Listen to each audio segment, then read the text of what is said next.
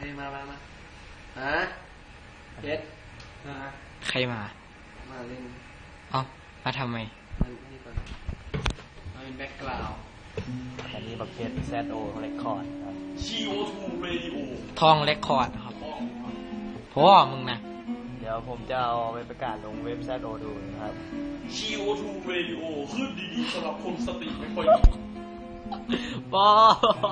ดำมันโคตรดำเลยครับผมบอกครับแม่งยั่งยิดเอาร้องสิครับปากีตาครับไม่ได้ยินครับไม่ได้ยินยังไม่ได้เล่นแต่ว่าเพลงนี้โอเคอย่าเพิ่งหยุดเพลงไม่ผ่านไปนาทีหนึ่งเลยก็เพลงนี้เป็นเพลงที่แบบเรามาถามว่าเป็นความรู้สึกแบบเป็นความรู้สึกที่ดีเดินผ่านทำด่อยเลยความรู้สึกที่ดีให้กันในเพลงจัดเพลงต่อเพื่อนเพลงใจน้อยเป็นท่อนฮุกเมื่อกันเป็นอันนั้นเลยเอาไปใกล้ๆมันเสียงจะได้ชัดๆใกล้ๆจมูกเลยเดินไปเดินมา